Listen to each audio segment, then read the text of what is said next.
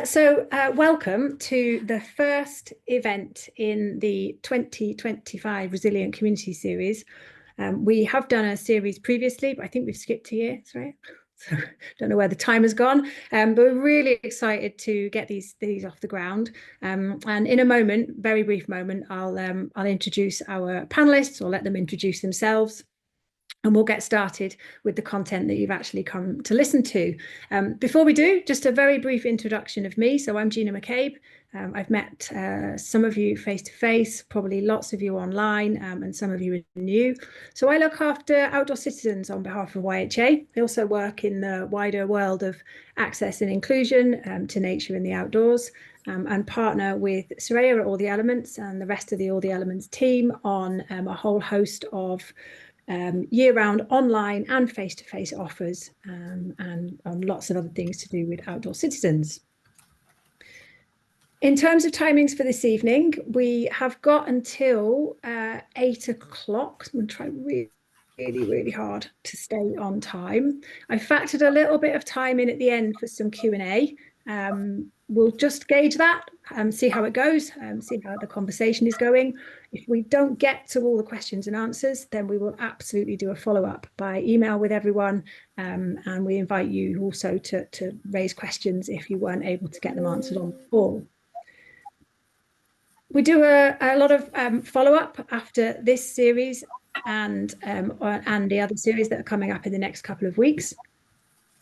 So that includes the recording, various write-ups and blogs, and All the Elements are the champions of creating all that content. So do follow their socials if you don't already. We'll take questions in the chat as well as for the Q&A, but like I say, I can't promise we'll get to them all, but please do drop something in there if it's burning, and obviously let us know if there's any tech issues and for any reason you can't hear anyone or something's not quite working. The last thing to let you know, and I will reiterate this at the end, is the panelists have very kindly agreed for continued conversations after this webinar. So we for the last Resilient Community Series, we trialled it out and it seemed to work quite well. So if you get to the end of this evening and you've still got a question that you want to ask one member of the panel that's just really pertinent to your scenario or to the context that you're in or to the thing that you're trying to work on, then we can pair you up with them. We can coordinate that pair up, and you can have an offline conversation with them separately. So hopefully that covers all bases, and you'll get the information that you need. That's everything from me. Soraya, do you just want to do a quick hi and an intro as well? I can do. That feels like I'm taking too much credit for the organisation of this session, though, which it has had absolutely nothing to do with me at all and has been all Gina. And I wasn't going to say anything, it's fine. Yeah. And our wonderful voices that we have today. But hi, for those of you who don't know me, I am Soraya and I am the founder of All the Elements, which is a community of wonderful people, of lots of you here, working on diversity, access and representation within the UK outdoors. We have been working together, YHA Outdoor Citizens, now for a few years, 4 years? About that. 4 years. And Gina and YHA Outdoor Citizens is an amazing partner who allows us to create these beautiful events in partnership. So just really grateful to see you all here. We hope you have a good session, and yeah, you'll get more information on the support as said. I just had a pop-up saying that I'm speaking in Chinese. I don't think I am. So just in case that's true, but that's what my computer's telling me. Anyway, yes, have an amazing session. That's it. I shouldn't speak anymore. You won't hear very much, if anything, more from me today. You've got much better experts coming up. Thank you, Soraya. Thank you. Could I ask, if you're not already on mute, would you mind just muting your microphone? There's a little tiny bit of background noise coming across. Thank you so much. Brill. So the topic of tonight's session was about, I've played around with all sorts of titles, but essentially, oh, mine says I'm speaking Chinese as well. Sounds like you might have switched to a different language. What did you do? Just cancel? Yeah, I think ignore it. Wow. Anyway, carry on. So yeah, the topic of tonight was putting a nature focus into your work. So without further ado, I would like to introduce our panelists, and I'm just wondering why they're not. I'm assuming the recording surveyor will record them when they're speaking, and why, as opposed to having a gallery view. I don't want to get too technical, but that depends on the recording settings you've chosen. No, I did all of that, Mhm. but I'm just wondering if, I guess maybe it's just my view. So You want to choose speaker view if anyone is not seeing the person who's speaking. Otherwise, that's okay. I'm on gallery view. Right, I've switched to speaker view. It was probably just me. Mhm. Brill.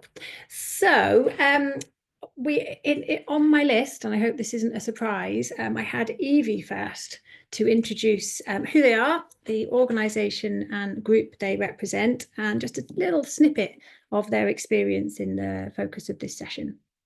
Evie, if I could hand over to you. Hi everyone. I'm Evie, my pronouns are she, they, and I'm a nature writer and the founder of Peaks of Colour. I have to be really careful how I pronounce it because I've been told that my Yorkshire accent makes it sound like I'm saying pizza. So Peaks of Colour. And yeah, we're a Sheffield and Peak District based nature for healing grassroots community group that explores alternative routes to healing and justice for people of colour, particularly those with lived experience of racialised and gendered trauma, of which it's probably all of us. And what was the second half of your question? Sorry, Gina. It Or have was I answered it? It's okay. It was just about your experience in the focus of the session in bringing nature into your work. I suppose for us, nature is the bread and butter, it's integral. There wouldn't be Peaks of Colour without it. But I think my background before I founded Peaks of Colour, which is 5 years ago now, was in the violence against women and girls sector, supporting survivors of gendered violence. And it was my own disenchantment and disenfranchisement with that sector that made me curate Peaks of Colour. I suppose being able to identify that the lack of focus around nature within trauma recovery spaces was one of many elements why that sector was so harmful, or at least that was my interpretation and experience of it. So yeah, 5 years later, here we are. Thank you, Evie. Really appreciate that. We will come back to all of these people and delve deeper into their knowledge and experience, but just moving around so that you know who everybody is. Could I ask Isabella to come up next? Hi, everyone. Great to see you all. I'm Isabella, she, her pronouns. I'm the founder of Roots of Belonging. We host outdoor events for people who are mixed, all heritage, and multicultural people of colour, global majority. And our vision is to build a community that feels deeply connected in the UK outdoors and kind of cultivating the sense of belonging, but also nurturing kind of interspecies empathy at the same time. That's me. Thank you, Isabella. I have Nazia next. Hi everyone, my name is Nazia, and I'm the founder of Sustainably Muslim, which is an organization that aims to inspire Muslims to protect the environment. And we do that in lots of different ways. We do that through events, workshops, we have a community garden, and then a project called 2 Billion Strong, and I'll talk about those a bit more later on in the discussion. And in today's session, I'll be looking at kind of the intersection of community, nature, and Islam, which are all kind of 3 things that I'm really passionate about. Thank you, Nazia. And then finally, Nicole. Thank you, Gina. Hello, everyone. Good to see you here. Always good to be amongst people who are interested in nature. I'm Nicole. I'm head of community relationships at Wild in the City. We were established in 2013 by our founder, Beth Collier. I guess we're here to address the growing problem of disconnection from nature, the generational loss of our knowledge and our skills, to make nature a meaningful part of all of our lives and to support well-being through a relationship with nature. We are I'm speaking Chinese. Let me just, although I wouldn't mind learning that, but let me just carry on. We're how do we describe ourselves? We're a Black-led nature organization, and we focus on engaging people of color through immersive experiences like hiking, woodland living skills, ecotherapy, and natural history. And all of our programs where we try to hold them outside across all seasons. And I'll say a little bit more about our programs later. Thank you, Nicole, and thanks everybody else. So the first question we were going to ask our panelists to share was just a little bit about a little bit more detail, I suppose, about the role of nature in their work and approach. Now, I know some of them have touched on it in their introduction. I would just say to the panelists, please don't worry if your response spills over into another question that we've planned to ask. I can manage that, and we will we'll just go with the flow a little bit. So I'm going to start where I finished. Nicole, would it be possible for you to just share a little bit more about how nature happens and the connection with it in the work that you do, just for the audience, just practically what that relationship is? Yeah, of course. I guess we exist to address probably what we all think here is a deep issue, which is our disconnection from nature. Let me bring in a quote from Beth, which we may all subscribe to. Human health is dependent on a healthy relationship with nature. When a disconnection occurs, our well-being will suffer. So for us, nature is not just a relationship, but one that can be empowering, restorative, and transformative. As I said earlier, all our programs are held outside across all seasons. So I guess when we're sharing knowledge, we believe that nature is the book. I think we'd struggle to hold our programs online, although we know that sometimes we need to. But I think we need we need nature to be present, to dialogue with us. I believe that nature is our elder, guiding us on how to be in the world with each other. Nature reminds us, I guess, of how we're stronger when we're together, which is, I guess, in strong contrast to modern society, which is I. When we notice nature, I think we can notice the nature within us. We can see how she does not thrive alone. There is interconnection, there is interdependency.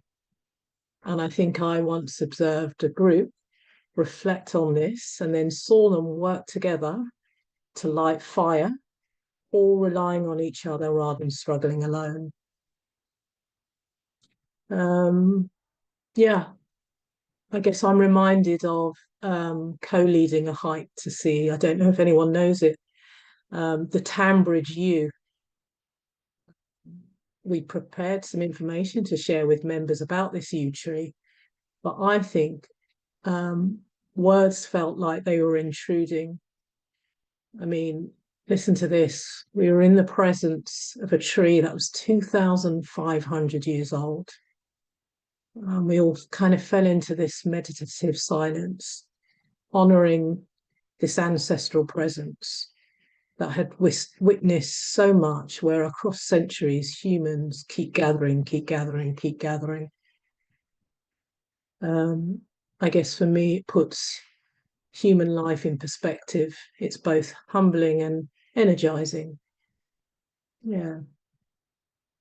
Yeah, that's how I'd kind of view or start viewing connecting with nature. Thank you, Nicole. That was yeah, that was amazing. Thank you. So you did a perfectly blended that into that nature connection term as well, which is, you know, a bit of language that I was hoping might come out in this call and that people would share what that meant within their work. So staying on that same idea, could I ask one of the other panelists, Evie, you appear on my little screen, so if it would be okay to do that with you, similar sort of idea. So what's that role that nature plays? What is nature connection within your organisation? Sure.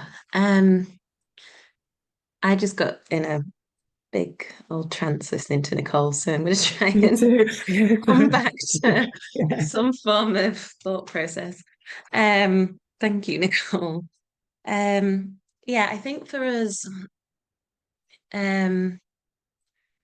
I always find that there are so many other, particularly Black feminist speakers and writers who can summarize and encapsulate peaks of colours, methodology and praxis.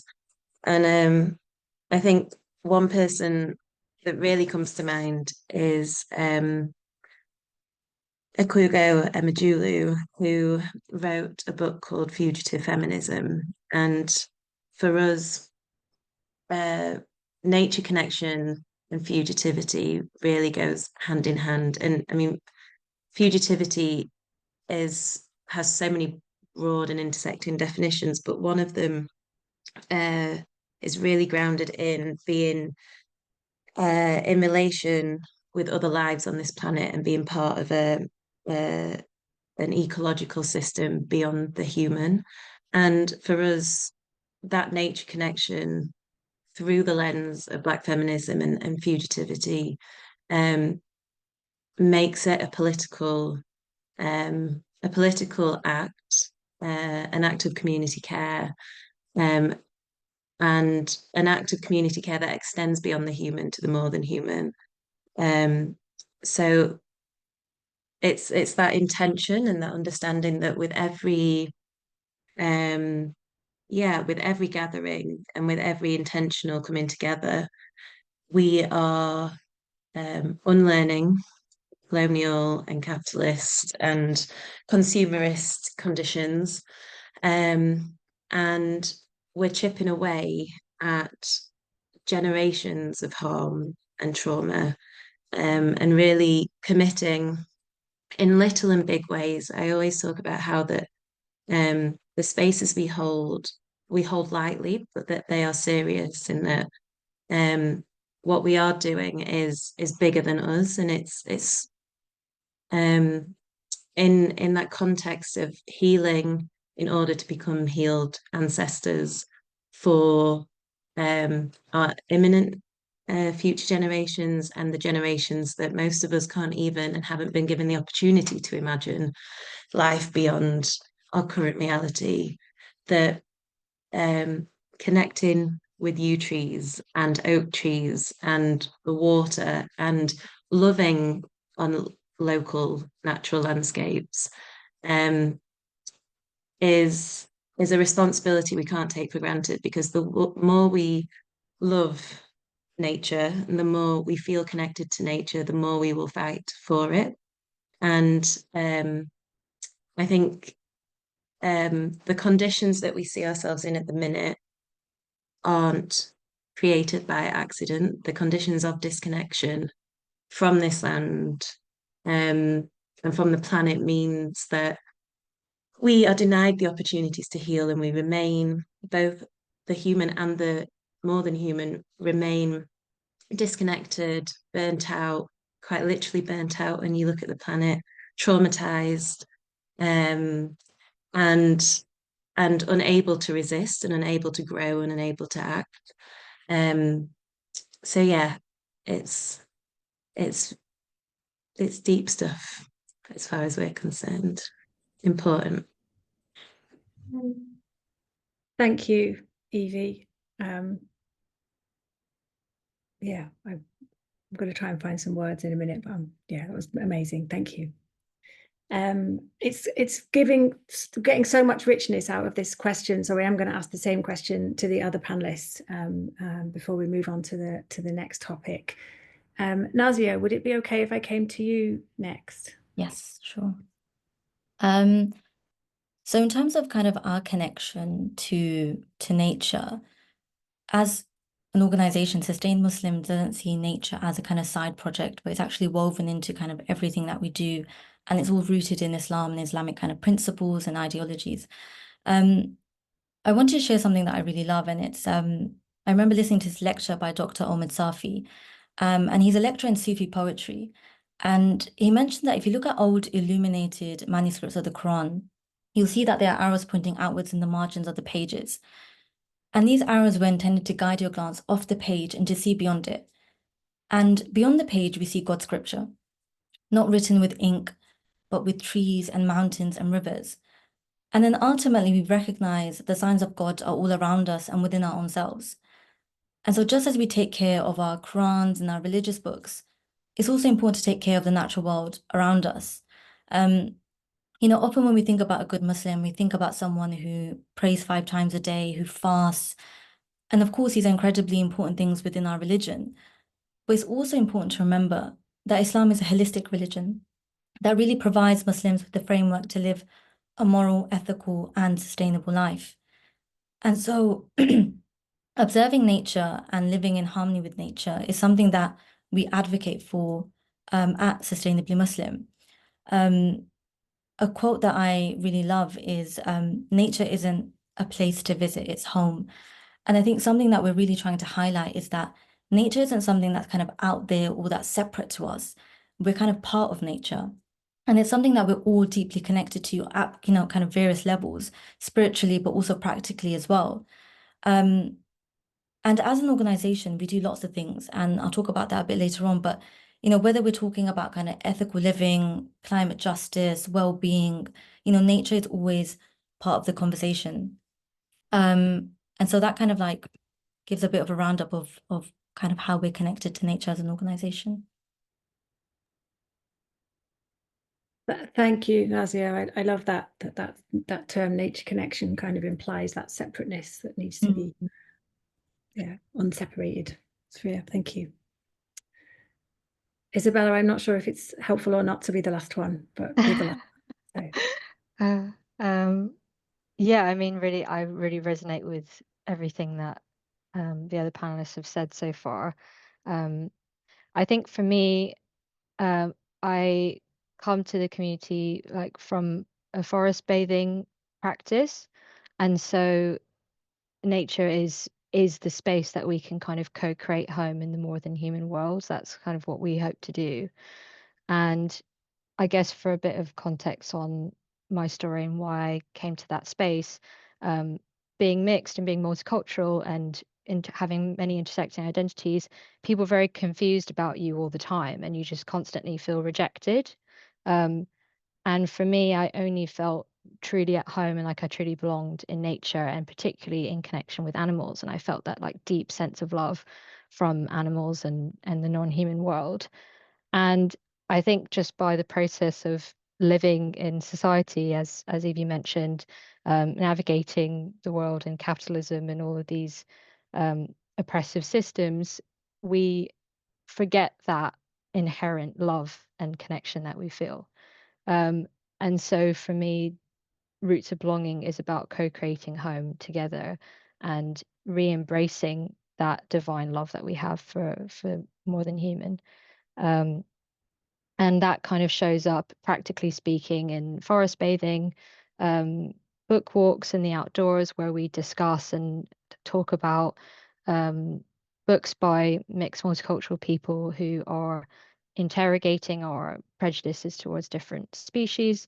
So, for example, we had a book walk on Late Light by Michael Malley, and Michael Malley is a big mentor for me, and his work looks at kind of so-called non-charismatic, non-human animals. So he has a chapter about moths, a chapter about crickets, river mussels, and kind of interrogating why we just don't care about these beings, and actually how valuable and how important they are in the system that we have, and just kind of re-enchanting us about the value and inherent worth of these species. And in understanding that better, we might see them more as neighbors and might feel more connected to them, and like we're in a relationship. So yeah, a lot of it is quite kind of speculative, similarly with Evie's work. But yeah, it's beautiful at the same time. Thank you, Isabella. This is not planned, but each time the last person's gone in the question, they've brilliantly segued to the next question. So Isabella, could I just stay with you for a moment, because you started to share some sort of like practical examples of some of the ways that you work within your organization. Are there a couple more that you'd be able to share on this call that can kind of just bring to life, so people have got an insight into where the organization's coming from and kind of some of the underpinning approaches? Yeah, what like a day at Roots of Belonging might look like, or what a typical activity might look like, if there is such a thing? Yeah, I think a big part of the work is not only showing up for the community and with people, but also solo time in the outdoors. I think if you don't actively build your own connection to nature, whatever that means for you, it's very hard to then facilitate that for other people. So like for me, I have a sit spot practice. So it's like a forest bathing practice where you find a spot, quote, in nature that's accessible to you, and you go there maybe once a day or once a week, and you return there over the seasons, and you essentially start to build a more nuanced connection and relationship to that space, because you're seeing it throughout the seasons, and you're noticing small details, and that place starts to become less like background and more like foreground and more part of the fabric of your life.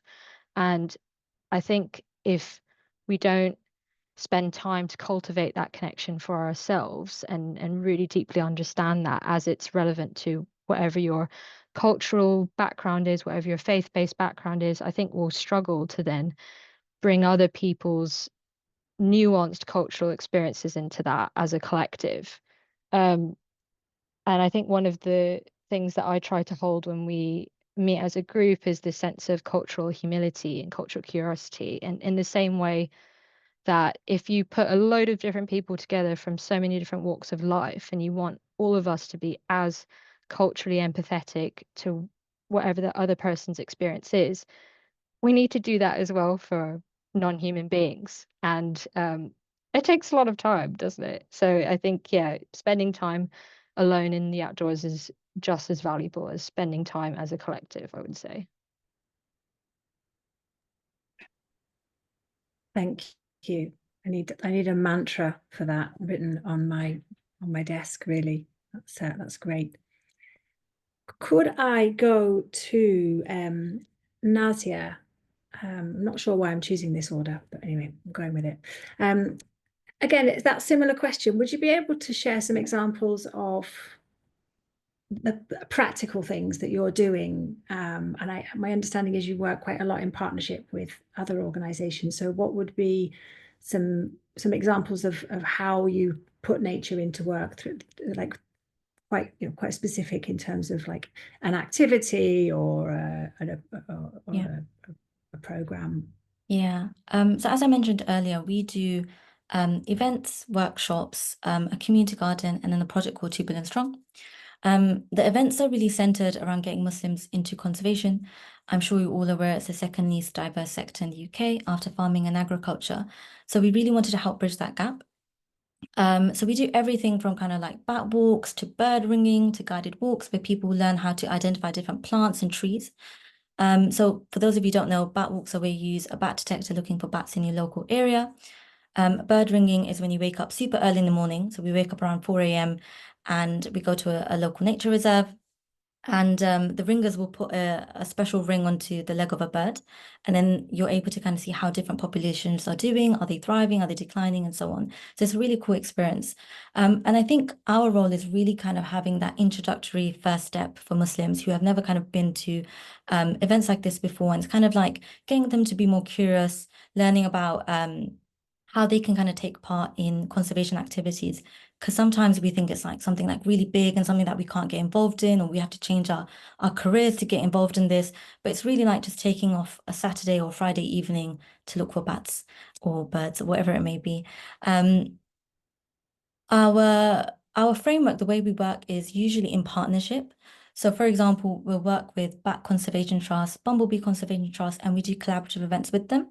So they bring in the kind of expertise and the knowledge. So they'll bring in one of the engagement facilitators and they'll kind of talk a bit more about that particular species.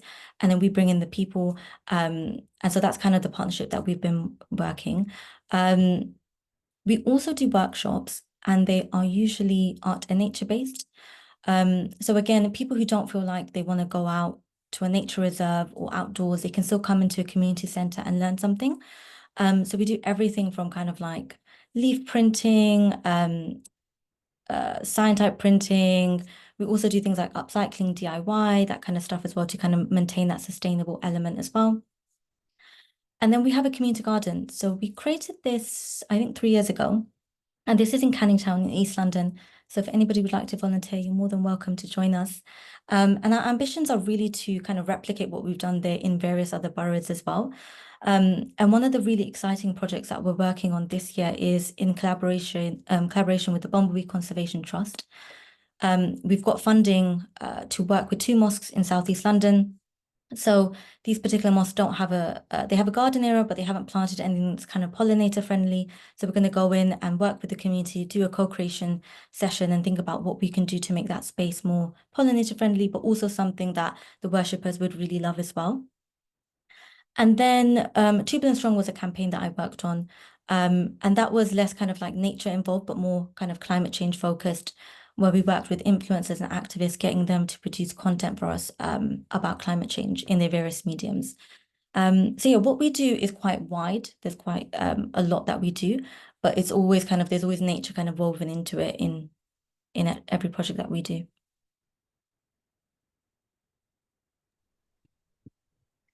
Thank you so much, Nazia.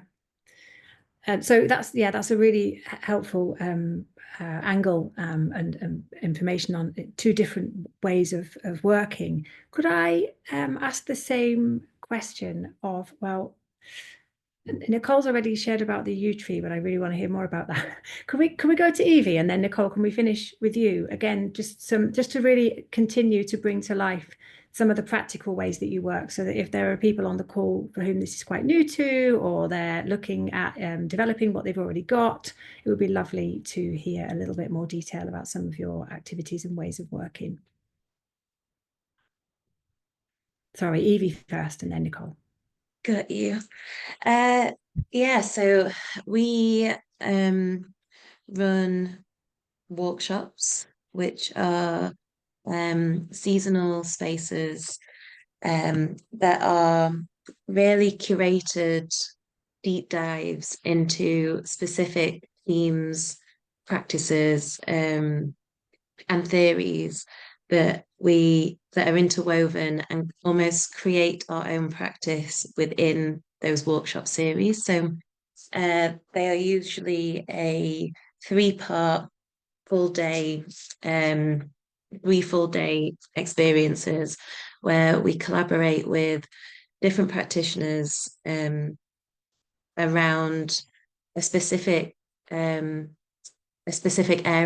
that we can kind of explore in relation to, and which sit on the intersections of racial justice, gender justice, and land justice. So in previous years, we've collaborated with the Right to Roam campaign to explore how themes of trespass, but also surveillance and policing, and whether trespassing as a direct action is an action that's accessible to communities who are highly policed and surveilled, and exploring how that right to roam mirrors our right to healing, and how an access to the outdoors, or a lack of access to outdoor spaces, is also a lack of access to opportunities to heal.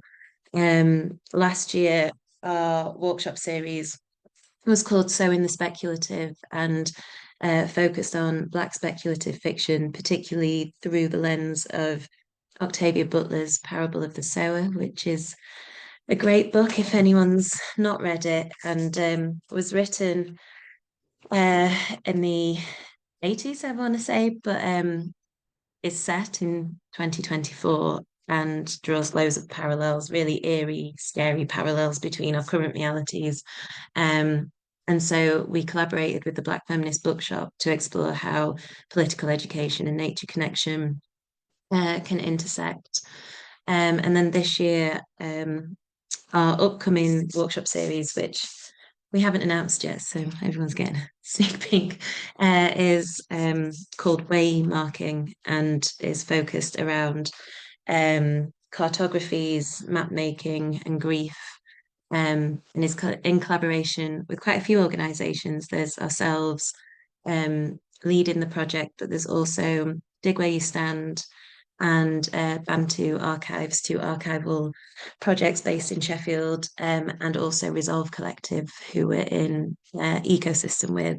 So there are really, or examples of our work and how it kind of, I don't know, crosses disciplines and mixes practices. And I suppose, our workshop practice is specifically Black feminist and abolitionist, and tries to experiment with this idea that we are often prescribed an idea of how we're able to connect with nature, and it's very much on white Western terms.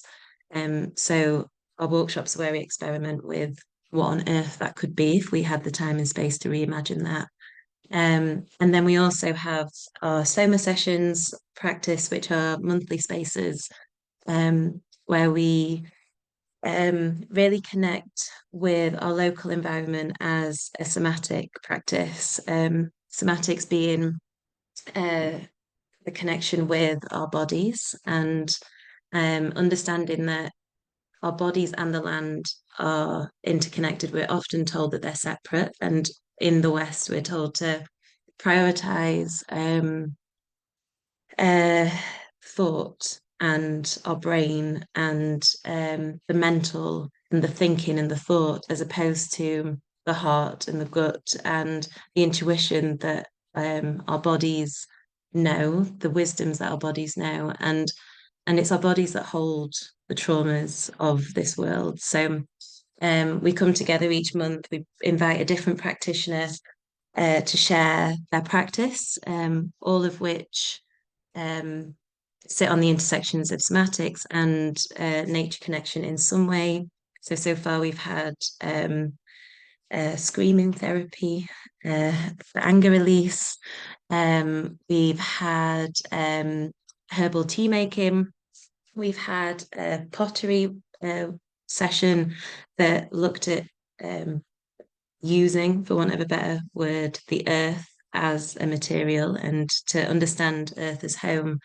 We've got some really lovely spaces coming up, of which Izzy is going to be facilitating one of them in September. And so they're kind of our two core practices. But we also have a nature writing journal that's currently online, and publishes Global Majority Nature Writing.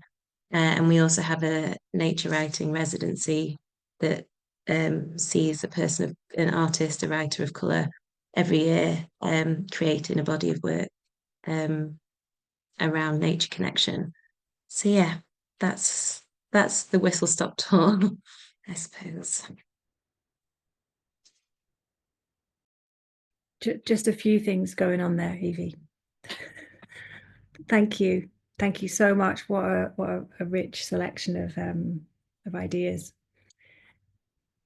Nicole, would it be okay if I came back to you?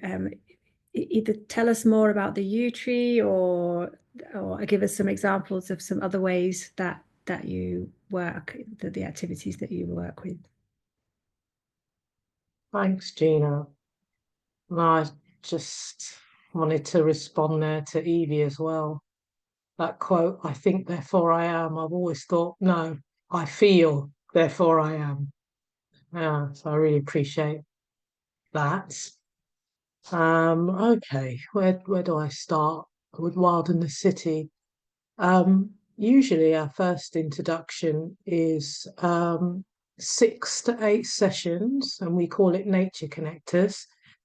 I'm saying this, and this is all funding permitting, of course, of which I'd love to talk about later. So 6 to 8 sessions, and it's an introduction to people who have an interest in nature or want to evolve their relationship with nature. It's usually taught by our senior nature guides, of which I'm lucky to be one of them. And we'll be looking at woodland living skills, like how to cut the bark off a dead silver birch tree and learn how to light fire together, or how to put up shelter when we're outside. So we'll be working with knives and saws and teaching safety around that. And maybe we'll do some tree ID or some wildflower ID, and just kind of listening to Isabella, sit spotting and encouraging what we call communing in nature, just sending a group to just spend some time hanging out. And I guess communing happens, we just sit quietly in nature.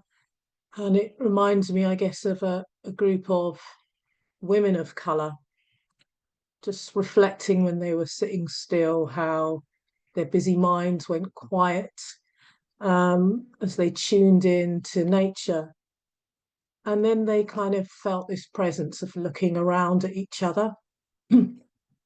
And we always encourage reflection around the fire afterwards. And I was really struck by what they said, and fully understood what they said was, not only did they notice themselves feeling stiller, but they noticed something else, that they didn't have the usual hypervigilance they have when they have to always navigate white spaces.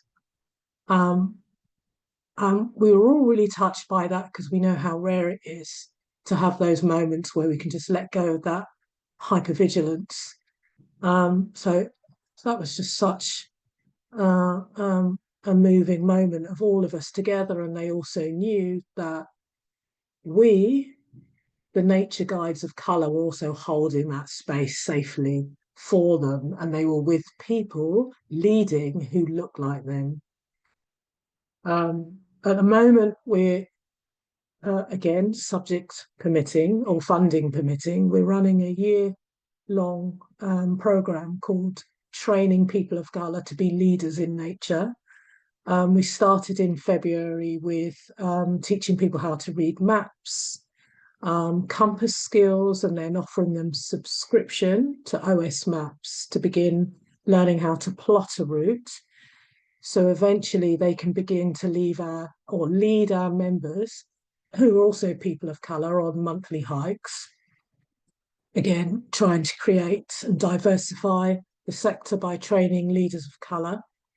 We're about to next week. The second part is we're going to immerse ourselves deep in the wild weald in East Sussex, and we're going to be together as people of colour and learn woodland living skills, build our kitchen from scratch, our latrine, although we haven't told them they were doing that yet. We've got to build our latrine. And just be with each other, do lots of reflections on what it's like to be here as people of colour with each other. What are the barriers to engagement of being outside? What are the cultural messagings we've heard about being outside? And I often love asking this question, what do we know already? And it always seems to bring through cultural memories, beautiful ones, like one woman saying and remembering her grandmother was a nomad who was able to track lions as she walked across the desert. I thought, well, that's awesome. Another member or participant saying how when we were showing the sticks of hazel trees, she was saying, I remember my mother chewing on that to keep her teeth clean. Like, wow. And another member saying, oh, cloves. We used to use that in our family as a herbal remedy for toothache. So it really does support members to restore and remember what is already in their DNA, which I guess fosters a sense of belonging. So that's year-long program. And we also teach outdoor first aid as well. And then with support, send off those trainees to start leading workshops with us taking a bit of a back seat. I guess the last program is 3 of us are psychotherapists, nature allied psychotherapists, so really believe in working outside with our clients. So we hold a group with environmental organizations who are wondering why they're not attracting people of color. And so we don't give answers. We invite them out onto a hike, we light fire, and we think together. And we ask the group to think about why you think you're not attracting people of color. What are the reasons here? We're not going to give you answers, but we can support you facilitating your understanding of that. Yeah, so those are a few of our core programs. Thank you, Nicole. That was really interesting. And I loved some of the different ways of talking about restoring, remembering versus connecting, and just really great. And you've done it again. You've segued into the next question. So the next question I had, just a little mindful of time, but I think we'll be okay, is I would like to hear. So Nicole, if we could start with you, and we'll go in reverse order. For the program, for example, that you were just talking about, the 6 to 8 week program, who comes onto that program? Like how do people connect with Wild in the City? How do you connect with people? How does that work practically?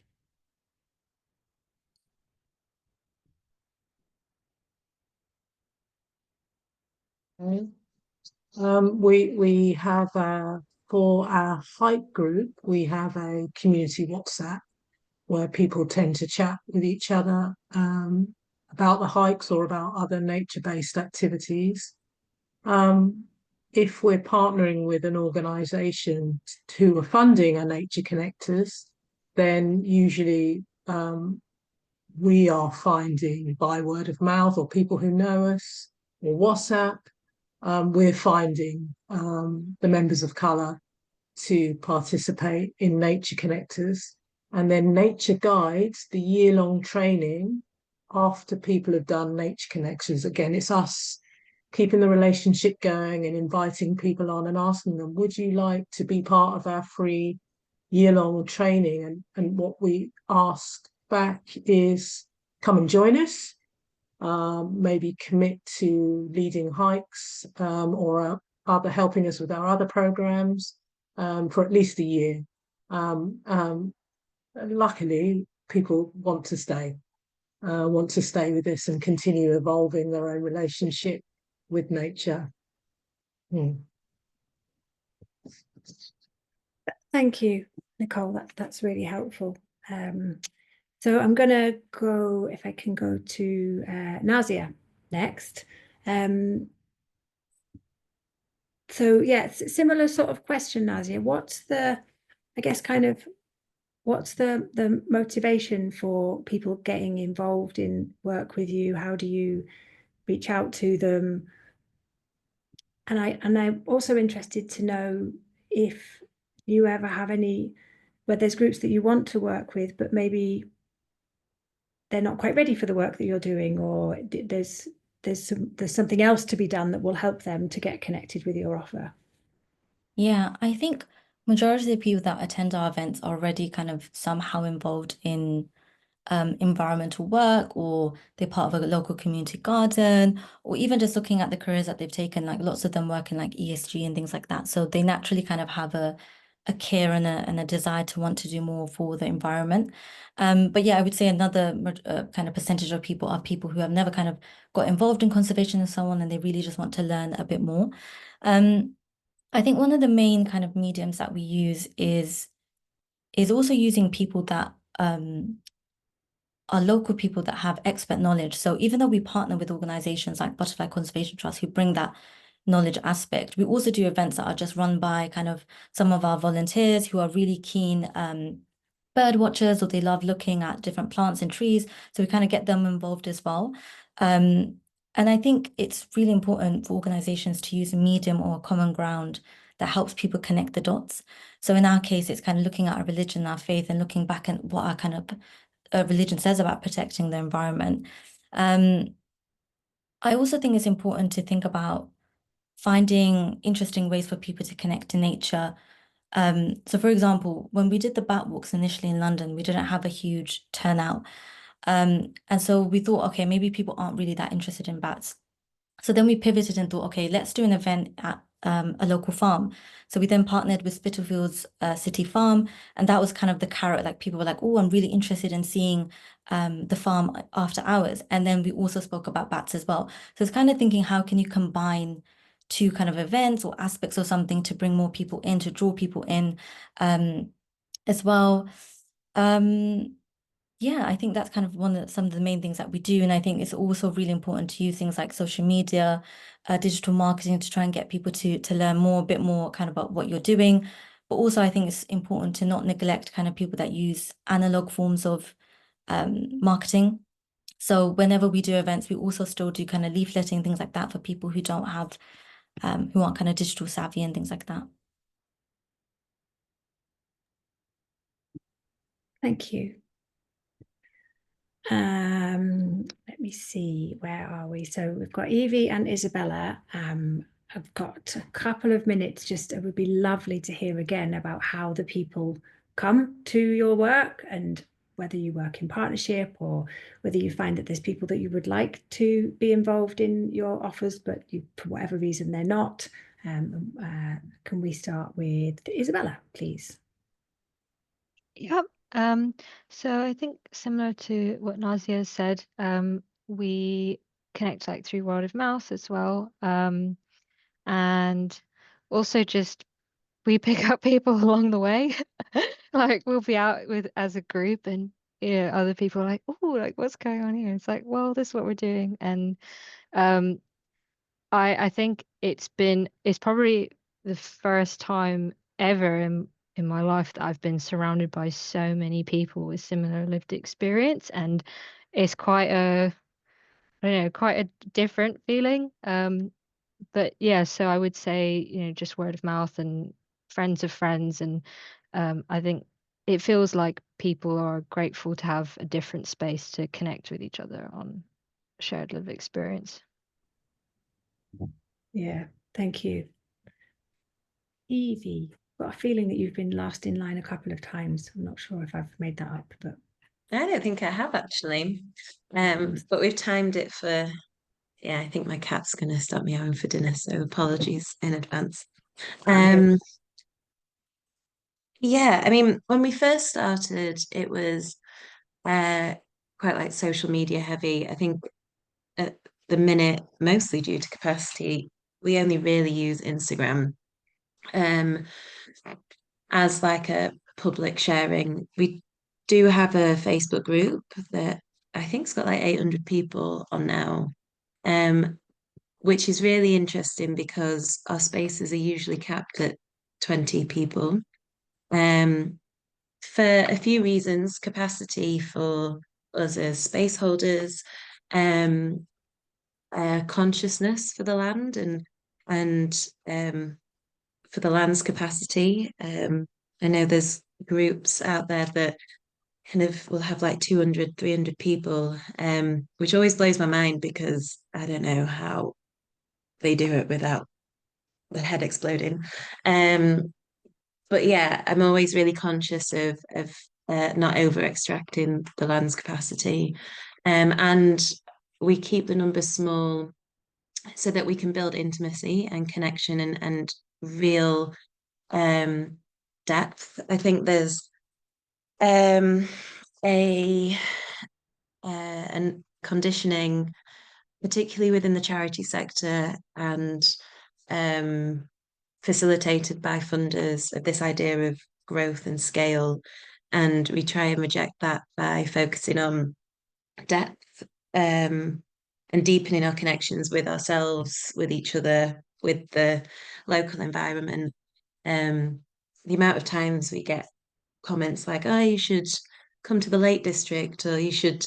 And I think there is something really special about being local. And for us, Sheffield is known as the Green City because of its proximity to the Peak District.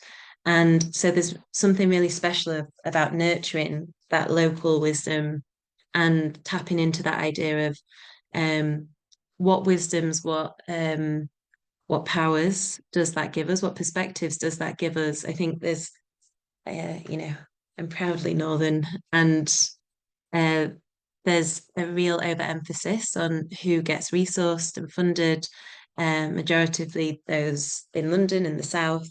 And I think even though people come to our spaces from far and wide, there's something really nice about building local capacity, local resilience. And I think at the minute we're at a stage of, really almost consolidating the ecosystems that we're in. We're really fortunate to be part of two ecosystems of organisers and artists, and kind of focusing, even though we're still going to be delivering our community spaces, although, as Nicole was saying, funding dependent. We're really focusing on the kind of underground, out of sight work that I suppose nurtures the existing relationships whilst taking some intentional time to focus on our commitments for the future, and that idea of the work that we're doing now is in service of generations beyond us. So even though our spaces might be small, we, like, with us are all the ancestors that have come before us, all the plant ancestors that have come before us, and the generations to come.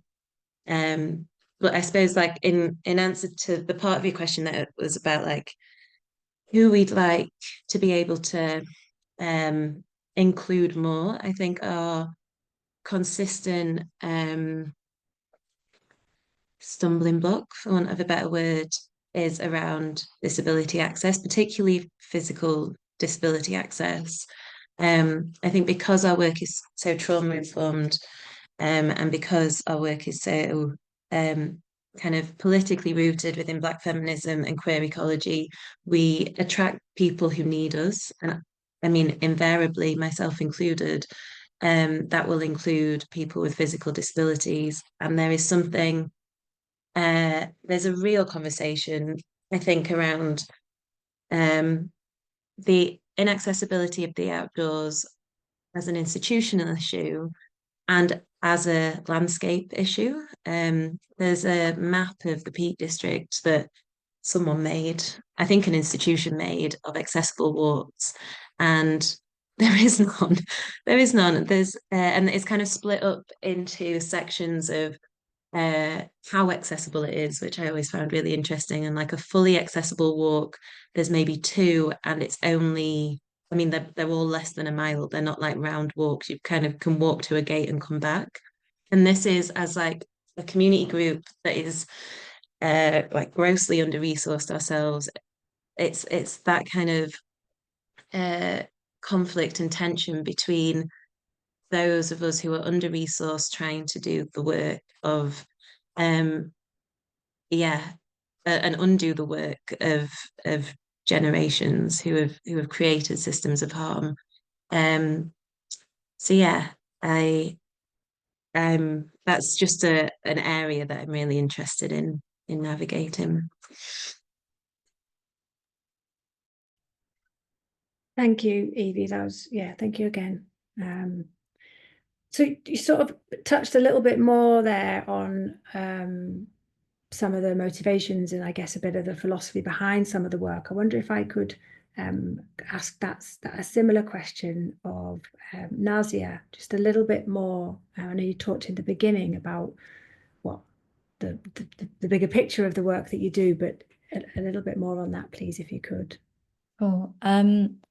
So one of my biggest motivations actually happened when a few years ago I studied a text called the Shama'il, and it's a text compiled by a man called Imam Tirmidhi, which basically outlines all the moral and physical attributes of the Prophet Muhammad, peace be upon him. And it was through studying this text that I realized how ethical and sustainable and nature-focused the Prophet's life was.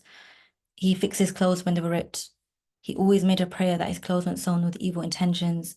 He created conservation areas. He planted trees.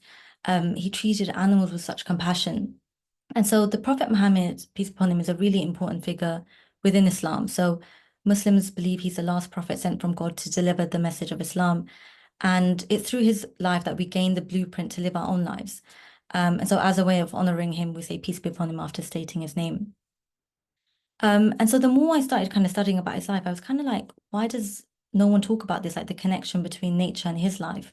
And what's really interesting is that the Prophet, peace be upon him, explained that everything in the heavens and the earth glorifies God in ways that we may never comprehend. The rustling of the leaves, the singing of the birds, even like the croaking of the frogs are ways that nature praises its creator.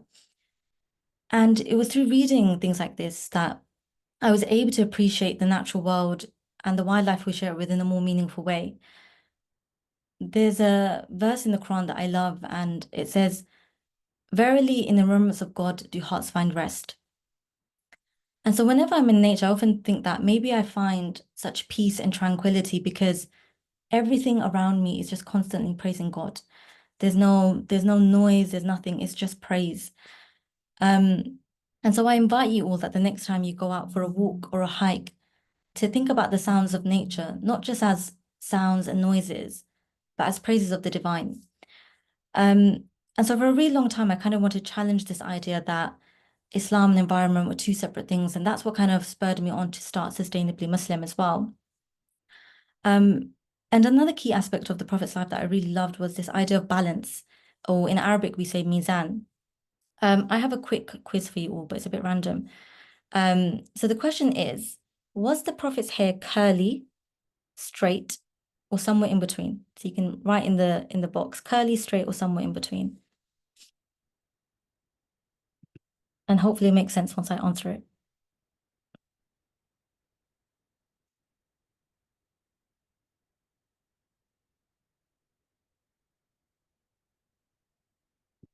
Okay, Soraya's gone in first. Any other?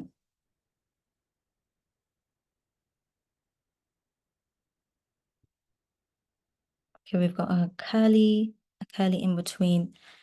Yeah, so the correct answer is somewhere in between. So interestingly, the Prophet's hair was neither curly nor straight, but in the middle. His height was neither too lanky nor short, but in the middle. And so all aspects of his life were about finding that middle road, to the extent that even his outer appearance mirrored his internal state. And that's exactly what we need to go back to, finding balance in a world that encourages us to live a life of excess in every form. You know, we're always wanting more money, more food, more clothes, you know, more land being taken away, and yet we're never fully satisfied or we're never fully content. And so it's all kind of like the things that I've mentioned that kind of led me to really want to root all of my work in Islam and the life of the Prophet Muhammad, peace upon him as well.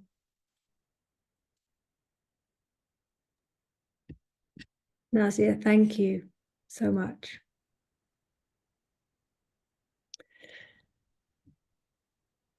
I could feel like I could carry on listening on this call for hours. But we're really running short of time. So there was one more question that I wanted to just hear a little bit more from Isabella and Evie on, about the partnership work that you've done.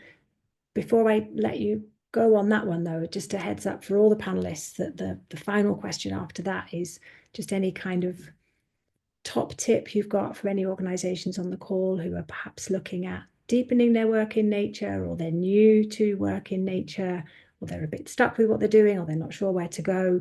Any kind of parting words of wisdom. So we'll come to that as the close, and then I may have eaten into the Q&A time a little bit, but we've got a little bit of Q&A time left. So Evie and Isabella, there was a partnership piece that you worked on at an event, and I just wondered if you would be able to share a little bit about how it came about, whether there's been any kind of spin-off as a result, and what everybody in that partnership brought to the table. Because it was just a lovely illustration of different things coming together. I don't mind who goes with it.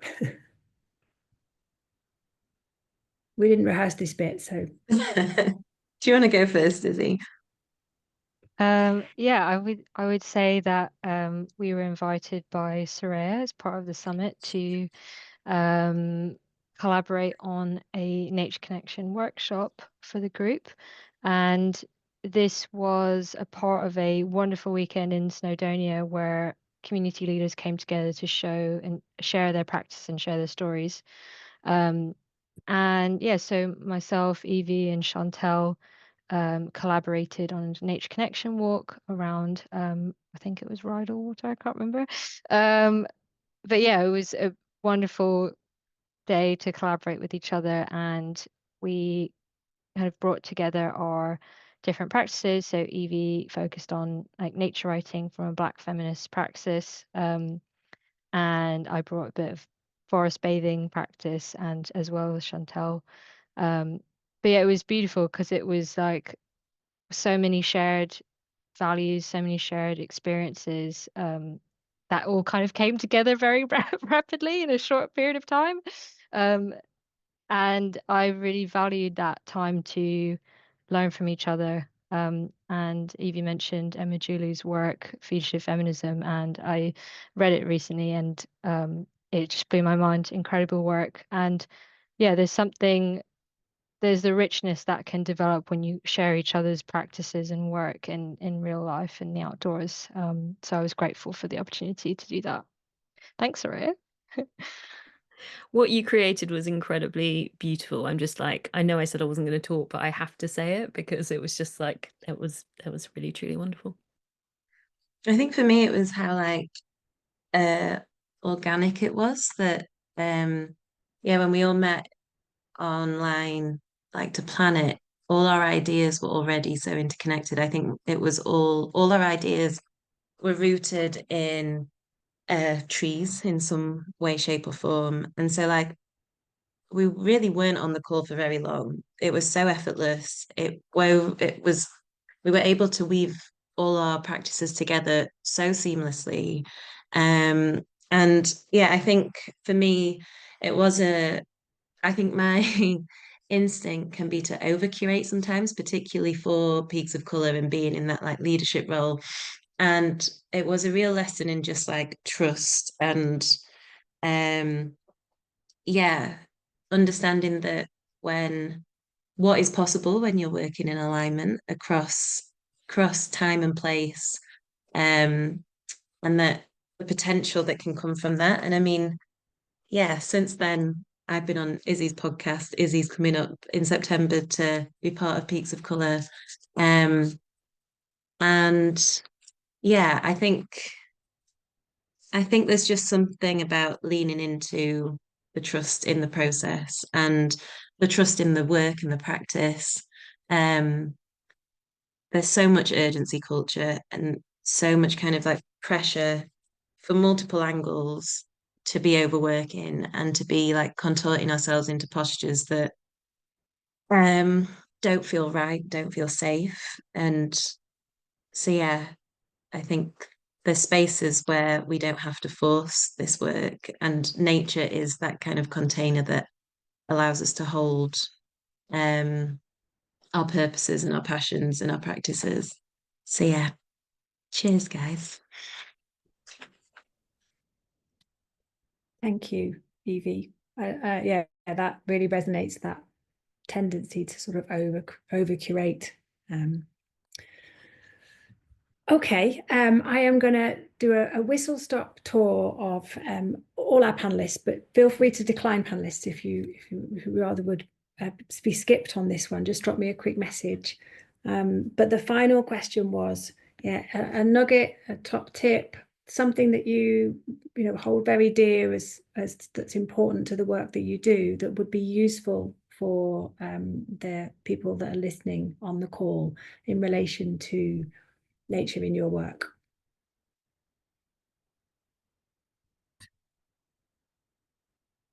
I can see I just froze. Sorry about that. I'm happy. Nicole. Oh, thank you, Nazia. Phew. Picking on someone. Nazia, go. Yeah, I think it's always nice to mimic the way nature works, and I think that's been mentioned in the other panelists as well, that how nature thrives in networks and connections and not hierarchies. So it's always important to kind of shift towards more decentralized decision making and empower local chapters or community groups to shape projects based on kind of what they need and what their area needs. I think it's better for biodiversity and also for people. Something else that I mentioned is that when we think about kind of nature connection, we have a particular limited understanding of it, but we don't want people to kind of think in silos. Nature doesn't operate in silos, and neither should we. And something that in Sustain Muslim we do is that we show how interconnected everything is. So understanding how the destruction of ecosystems is often entangled in systems of oppression. So, for example, what's unfolding in Palestine is not just a genocide, but it's also an ecological warfare.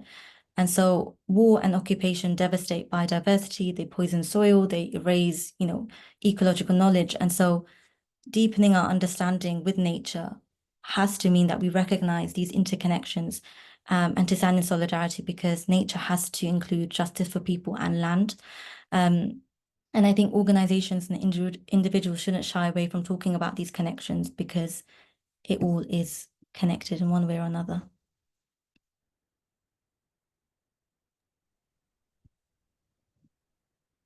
Thank you. And for everyone on the call, we will be trying to capture these nuggets and reshare them. So just soak it up and listen.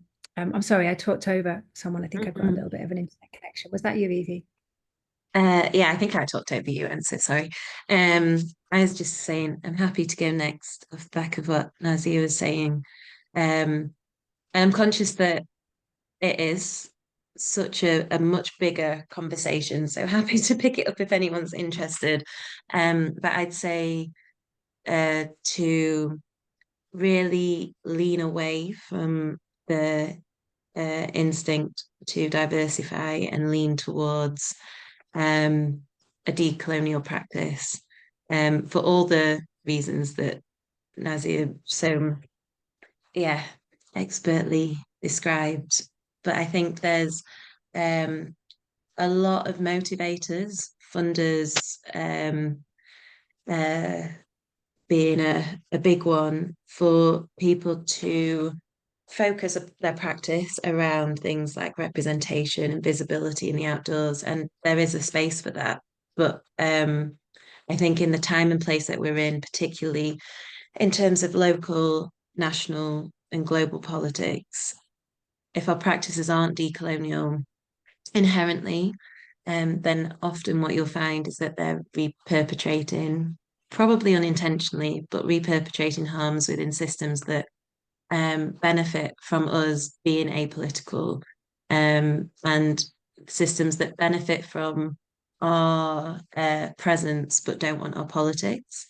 So I'd really encourage everyone to radicalize their practice for the times that are needed. But also on that note, there is something to be said about this drive and a really understandable response to the multiple intersecting oppressions of wanting to be an actor in the change.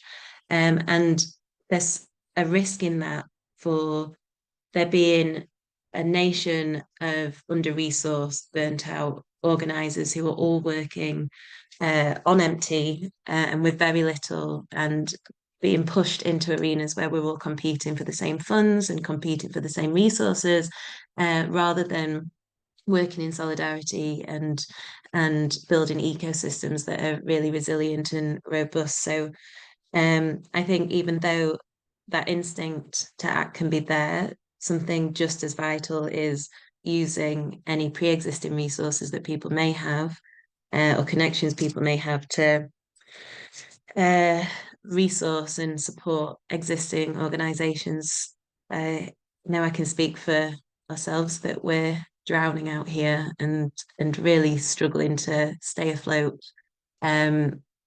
So yeah, there's something about solidarity and support as just as valuable as being the like face of something and the voice of something. But yeah, that's its own panel in itself, isn't it? Can I join that panel? I, I'm humbled and totally agree with you, particularly about solidarity and not competing. We're all in the same position. I don't know how many organisations, like-minded organisations, I'm sure we've all spoken to, that say exactly the same thing. We're doing the jobs of 10 people, and we know we just want funds so we can create bigger infrastructure. And we're all incredibly passionate about what we do, and we're knackered. So I totally subscribe and respect what you're saying. Tips other than those? Maybe always considering whose stories are missing. What do your spaces communicate to people about belonging? Creating spaces that people want to relate to. It's relational, not necessarily just transactional. For some organizations, share the power, I guess. And for us in Walden City, it takes time to build trust. It takes time for people to be aware that as much as we can, we want to be consistent. So yeah, building relationship and holding in mind we're healing a rupture here. We're healing a deep rupture of disconnection to people of colour, to the land, and asking nature to support us, being outside with nature to support that rupture. So getting out as much as you can.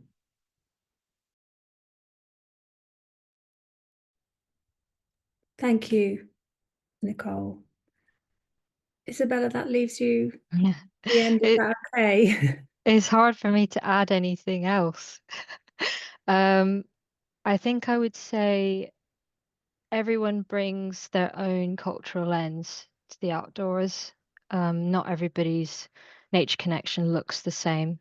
So making space for all those different cultural experiences and memories is important.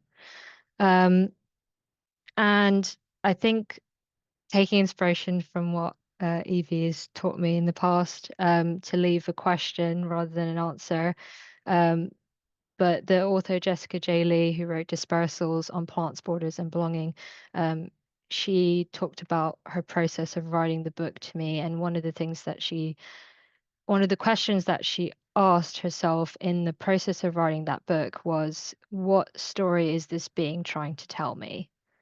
And I think there's just so much richness that can come from that. And I would add to that question, how does that story resonate with my own? And resonate rather than necessarily reflect, because we don't want to be using the more than human world just as a way to tell a human story, but we want to tell their story as well. So that's what I would add.